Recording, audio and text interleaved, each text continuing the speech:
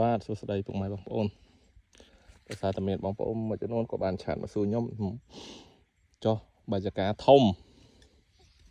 កាត់ស្មៅមិនកាត់ថ្ងៃណាអស់កន្លែងនេះខ្ញុំចង់បញ្ជាក់ថាចេះដោយសារតែអានេះដើមខ្ញុំប្រមូលផលឆ្នាំមុនខ្ញុំបានជាពាក់កណ្ដាលខែ5មកដើមខែ6ហ្នឹងខ្ញុំភ្លេចបាត់ខ្ញុំបានបាញ់ស្មៅហើយបាញ់ថ្នាំស្មៅឥឡូវវាចាប់ផ្ដើមដោះតិចតិចទេវាអត់ខ្ពស់ទេវាអត់មានពួកស្មៅគុំនេះឬហៅតុយឆ្កែតុយអីហ្នឹងនៅខ្ញុំតំបន់កំពង់ឆ្នាំងនេះសបោវាអត់បានដោះទេ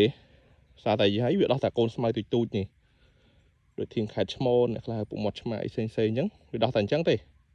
អញ្ចឹងហើយនៅពេលដែលយើងឈប់ភ្លៀងខែណាខែ11ឬក៏ហួសនឹងតិចចាំដល់ខែ11កន្លះអីអញ្ចឹងណាដីស្ងួតយើងអាចបាញ់ថ្នាំមួយជើងទៀតគឺស្អាតហ្មងហើយយើងធ្វើជើងទៅ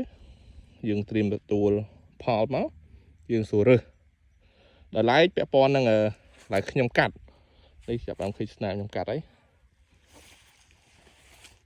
នេះខ្ញុំកាត់នេះក្នុងផ្ទៃដីតូចទេហើយជា6ហាត់ជាងទេ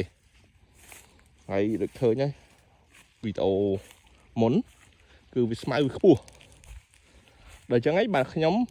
ធ្វើឲ្យកាត់ដីនេះគឺផលហ្មងកន្លែងនេះដីទេដើរតែមុខទៅគឺផុងព្រោះដើមឬផុងអញ្ចឹងយើងអូសយោក៏យូរពេលចំណាយពេលច្រើនគ្រូយន្តបើកើតត្រាក់ក៏បើកើតអញ្ចឹងមានធ្វើមិនគឺមានជំរើសមួយគឺឲ្យពួកគាត់កាត់សិនហើយខ្ញុំដូចនិយាយមុនហ្នឹងអញ្ចឹងវីដេអូមុនគឺយើងដើរតាមក្រោយគាត់យើងតែងមែកអាហ្នឹងវាមានតែវិធីសាស្ត្រហ្នឹងហើយចំពោះដើមធំធំអត់មានគេឃើញស្មៅតូចតូចទេអត់មានខ្ពស់ទេអត់មានទៅក្របបាំងគាត់ចិត្តអីអត់មានទេតែចំពោះដើមតូចតូចនេះផ្ទៃដីខ្ញុំដាំក្រោយនេះថាខ្ញុំដាំតាមក្រោយស្មៅគឺចឹង